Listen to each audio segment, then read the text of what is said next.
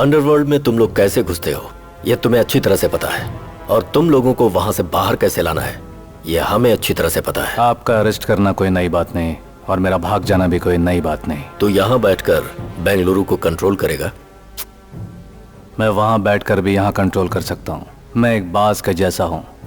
पहाड़ समुंदर मेरे लिए कुछ नहीं। पहाड़ पार कर सकते हो, मुझ जैसे ग्रह को नहीं। बाज कितना भी ऊपर उड़े पर वो आकर पेड़ पर ही बैठेगा। उसी बाज को पकड़कर अंदर डालने वाला हूं मैं। बाकी इन सबको कस्टडी में रखो। चक्रवर्ती मेरे साथ इंडिया जाएगा। ओके चक्रवर्ती, दीवान कंपनी की कहानी खत्म हो चुकी है और तुम्हारी कहानी यहां पर खत्म हो जाएगी, लेकिन अपनी मिट्टी का कर्ज अभी बाकी है। चक्रवर्ती, यही था क्या तुम्हारा सरप्राइज?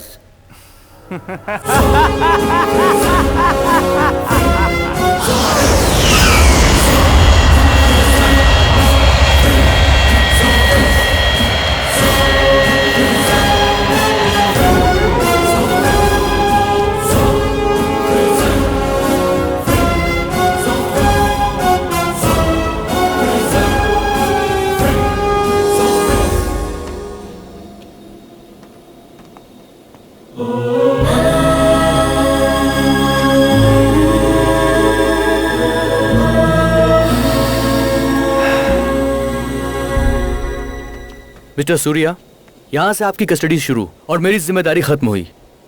मेरी फोर्स मेरा इंतजार कर रही है। Once again thank you for everything. All the best. Thank you. Chakravarti की जय, चक्रवर्ती की जय, चक्रवर्ती की जय, चक्रवर्ती की जय, चक्रवर्ती की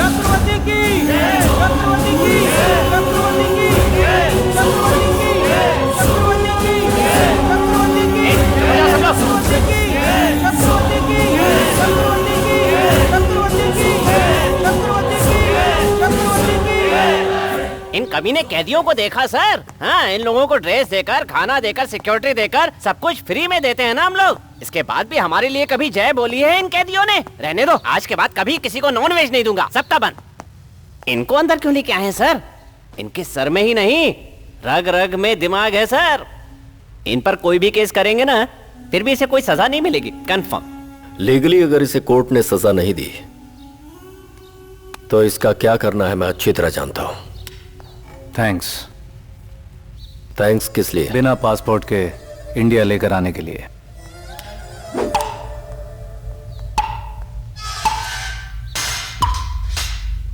अंडरवर्ल्ड डॉन शंकर चक्रवर्ती को मलेशिया पुलिस की सहायता से डीसीपी सूर्यकांत ने गिरफ्तार कर लिया है। कल शंकर चक्रवर्ती को अदालत में सजा सुनाई जाएगी। शंकर के दुश्मन अब शंकर को मारने की कोशिश करेंगे। क्या शंकर के दुश्मन शंकर तक पहुंच पाएंगे?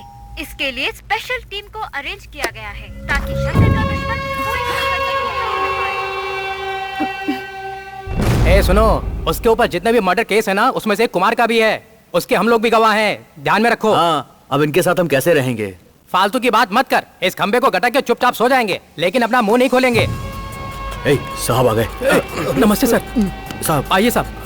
आप तो वही है ना जो शंकर को विदेश से इंडिया लेके आए हैं? शंकर, तुम पर इतने सारे केस रजिस्टर हुए हैं पर एक केस में भी तुम अपीयर नहीं हुए। व्हाई? इनमें से कोई भी जुर्म मैंने नहीं किया है, इन पुलिस वालों ने ऐड किए हैं। कहा था ना, इसने तो हमें ही फंसा दिया सर। ठीक है, डिस्कशन शुरू कीजिए। जज साहब, मैं इस आदमी को बिल्कुल नहीं जानता। जज साहब, इस आदमी को मैं नहीं जानता, पहले कभी नहीं देखा मैंने। फिर आप ही बताइए, इसे मैं कैसे पहचान सकता हूँ जज साहब? ये आदमी कौन है जज साहब? मुझे इसके बारे में कुछ पता नहीं जज साहब।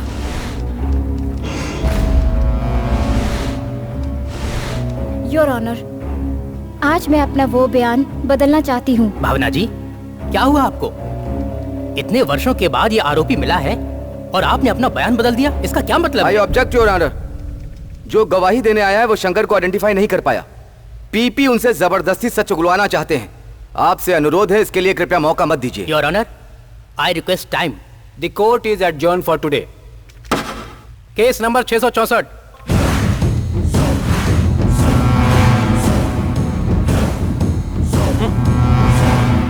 Case number 309।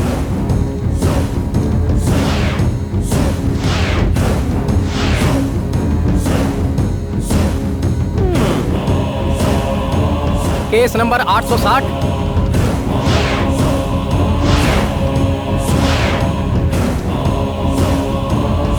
इसके लिए कोई और गवाह है क्या? आई है योर ऑनर।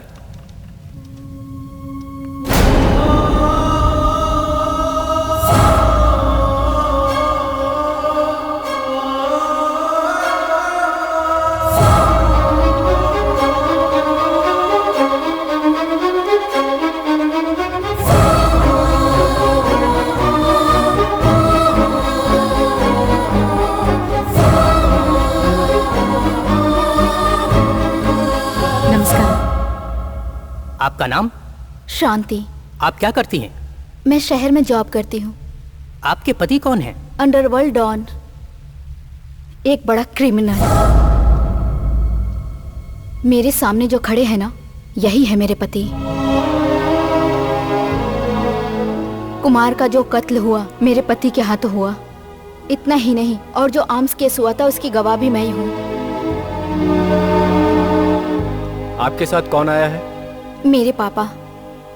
शांति रिश्ते में तो मेरी बहू लगती है जज साहब, लेकिन वो मेरी बेटी के जैसी है। ये मेरा बेटा, देखो इसे, क्रिमिनल और देशद्रोही है। योर ऑनर, मैं आपसे विनती करता हूँ, आप इसे बहुत जल्दी कोई कठोर सजा दे दो, जिसे देखकर दूसरे देशद्रोहियों को सबक मिल सके। किसी भी कीमत पर इसे बिल्कुल नहीं छोड़ना। आप जब भी चाहिए मैं आकर गवाही दूंगा। मैं अब इस केस का फैसला अगले महीने की 27 तारीख तक के लिए पोस्टपोन करता हूँ।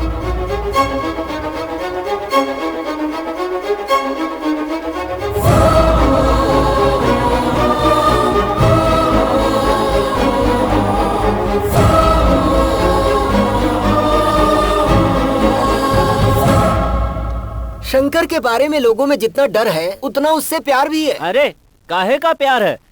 जिसे अपने परिवार की चिंता ना हो वो समाज की चिंता क्या करेगा? शंकर के बारे में जो आप लोग कह रहे हो वो मुझे सही नहीं लग रहा है। He is a threat on society, anti-social element. ऐसे लोगों को सोसाइटी से निकाल देना चाहिए। इसके लिए तो मैं मना करूंगा। जानते हैं क्यों? शंकर को इतना बड़ा डॉन बनाने के पीछे हम लोगों का ही हाथ है, पुलिस वालों का। लगता है कोई नई कहानी है। ये कहानी नहीं है, शंकर की एक लाइफ जर्नी है। तकरीबन 80 के दशक की बात है। बेंगलुरु के एक शहर में अत्यंत शक्तिशाली रावण जैसा राक्षस महाराजा का राज था।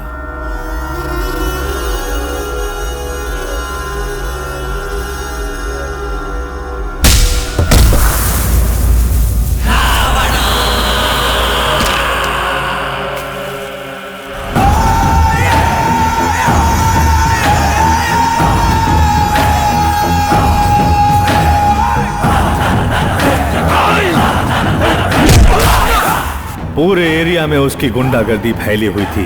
वो महाराजा इसके लिए ही पैदा हुआ था। गरीबों को सताता था और पहलवानों को मिट्टी में मिला देता था। बहुत ही खतरनाक था। जालिम हैवान एक ही वार में 10-10 लोगों को काट दिया करता था। लेकिन उस महाराज को काटने वाली कोई तलवार नहीं थी। लोग ऐसा कहते थे। उसके ताकत को उस जमाने के मुख्यमंत्री अप्पा जी का उसको सहयोग मिला, इसलिए महाराज को कोई भी छूने की हिम्मत नहीं करता था। मुख्यमंत्री अप्पा जी ने उसे बहुत बड़ा ब्रेक दिया था। वो वैसा राजनेता था। सीएम को कोई सलूट करे तो वो अपने मूंछों पर ताव देता था। पुलिस वाले उसे देखकर कांप जाते थे। पीछे लो गाड़ी। उसका सामना कोई नहीं कर पाता था। महाराजा जब अपनी टीम को लेकर बाहर निकलता था तो उसके लोग झूमने लगते थे, क्योंकि उन्हें कोई न कोई शिकार मिल ही जाता था।